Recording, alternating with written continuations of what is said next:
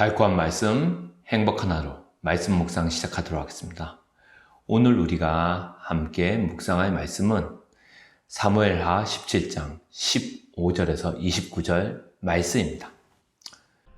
이는 여호와께서 압살롬에게 화를 내리려 하사 아히도벨의 좋은 계략을 물리치라고 명령하셨음이더라.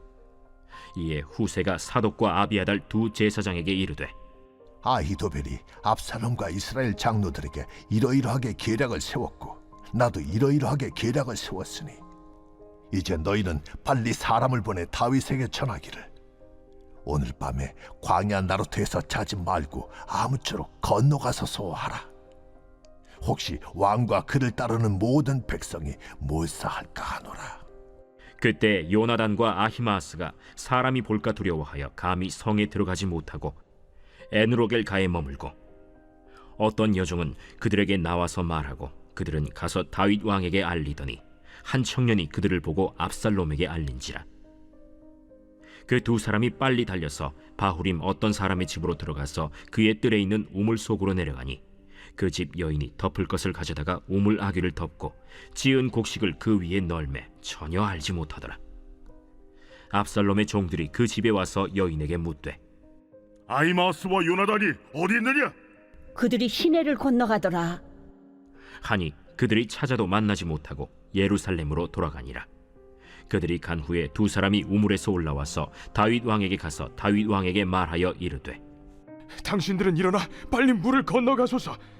아히도벨이 당신들을 해하려고 이러이러하게 계략을 세웠나이다. 다윗이 일어나 모든 백성과 함께 요단을 건널새 새벽까지 한 사람도 요단을 건너지 못한 자가 없었더라. 아히도벨이 자기 계략이 시행되지 못함을 보고 나귀의 안장을 지우고 일어나 고향으로 돌아가 자기 집에 이르러 집을 정리하고 스스로 목매어 죽음에 그의 조상의 묘에 장사되니라. 이에 다윗은 마하나임에 이르고 압살롬은 모든 이스라엘 사람과 함께 요단을 건너니라. 압살롬이 아마사로 요압을 대신하여 군지휘관으로 삼으니라. 아마사는 이스라엘 사람 이드라라 하는 자의 아들이라. 이드라가 나하스의 딸 아비갈과 동침하여 그를 낳았으며 아비갈은 요압의 어머니 스루야의 동생이더라. 이에 이스라엘 무리와 압살롬이 길르앗 땅에 진침이라. 다윗이 마하나임에 이르렀을 때 암몬 족속에게 속한 라빠 사람 나하스의 아들 소비와 로데발 사람 암미엘의 아들 마길과 로글림 길르앗 사람 바르실레가 침상과 대야와 질그릇과 밀과 보리와 밀가루와 볶은 곡식과 콩과 팥과 볶은 녹두와 꿀과 버터와 양과 치즈를 가져다가 다윗과 그와 함께한 백성에게 먹게 하였으니 이는 그들 생각에 백성이 들에서 시장하고 고나고 목마르겠다 함이더라. 오늘 말씀은 다윗의 셋째 아들 압살롬이 드디어 반란과 쿠데타 사건을 일으킨 이야기입니다. 이미 백성들의 마음은 다윗을 떠나서 압살롬에게 다 넘어갔죠. 그리고 군대도 압살롬 편으로 기울게 됩니다. 그리고 모략가이자 책사인 아히도벨도 압살롬 쪽으로 붙게 됩니다.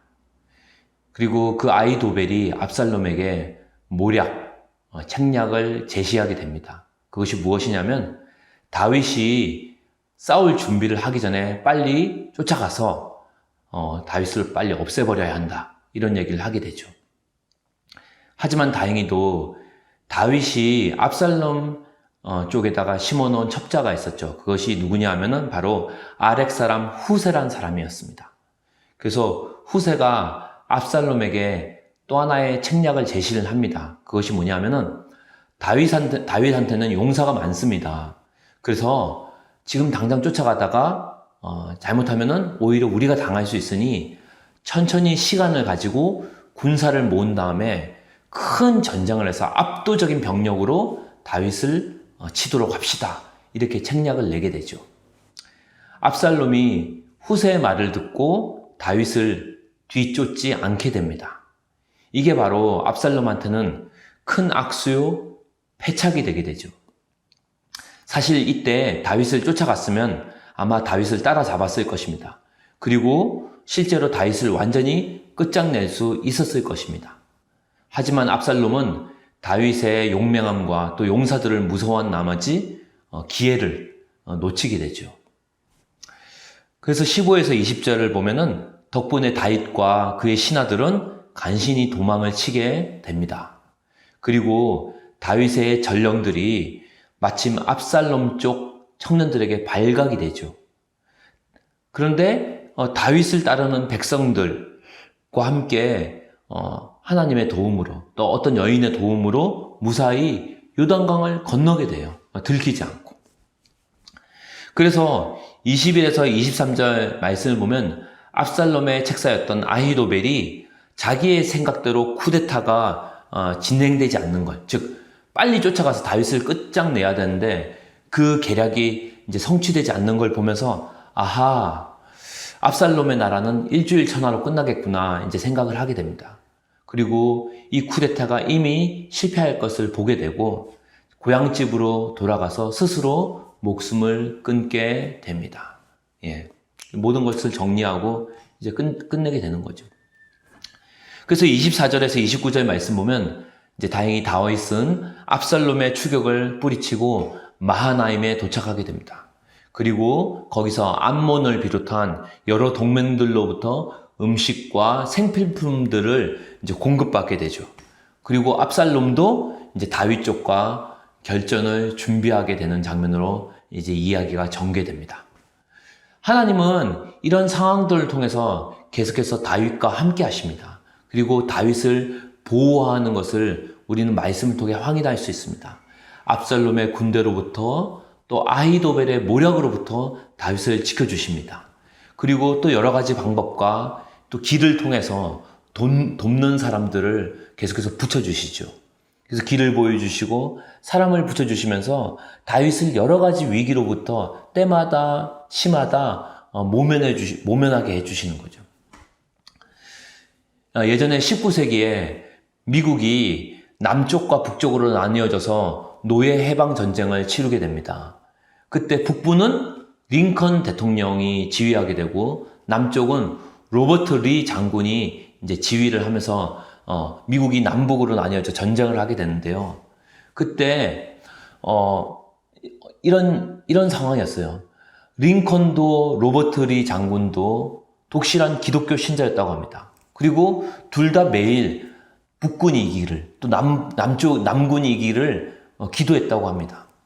그래서 링컨의 부하 중 한 사람이 링컨에게 이렇게 얘기를 했어요.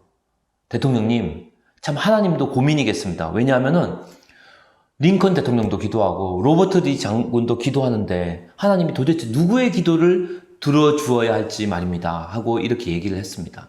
그랬더니 링컨 대통령이 말하기를 하나님은 항상 우리 모두와 함께 하십니다. 문제는 우리가 하나님 편에 서 있는가, 그것이 중요한 것입니다.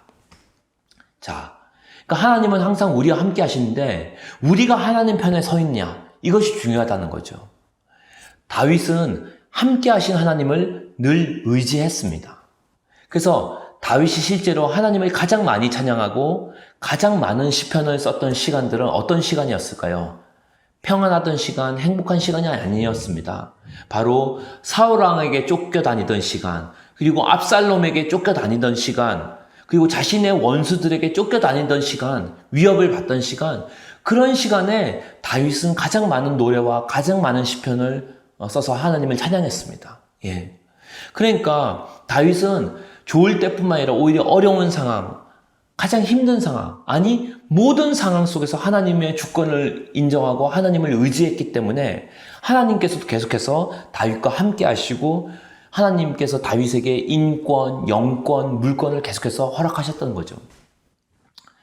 우리는 하나님보다는 당장 우리 눈앞에 보이는 사적인 인간관계나 또 인정, 아니면 우리가 엮여져 있는 학연, 지연, 혈연에 더욱더 의지합니다. 예. 그리고 우리에게 허락된 물질들을 더 의지하죠.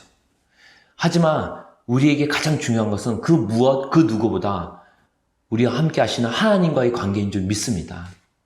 그래서 오늘 말씀처럼 다윗은 모든 상황 속에서 심지어는 아들이 자신을 배반하고 자신을 죽이려고 하는 그런 속에서도 다른 것 의지하지 않고, 사람 의지하지 않고, 어떤 물질을 의지하지 않고, 어떤 힘이나 어떤 군사력이나 권력을 의지하지 않고, 하나님만을 의지하고 하나님을 배신하지 않고 하나님만을 붙였습니다. 신실하신 하나님만을 의지하는 거죠. 바라기는 오늘 하루도 정말로 우리와 함께 하시는 그 하나님만을 의지하고 바라는 시간을 가지기를 원합니다. 그래서 하나님이 이미 우리와 함께 하시는데, 하나님이 나와 함께 하시는 그 하나님이 나와 함께 하시기를 기도하기에 앞서 내가 정말 하나님과 함께 하는지, 정말 오늘 기도 시간을 통해 다시 한번 우리의 흩어졌던 초점을, 영적인 초점을 하나님께로 집중하고 하나님께로 향하는 그런 시간 가지기를 주님의 이름으로 축원합니다.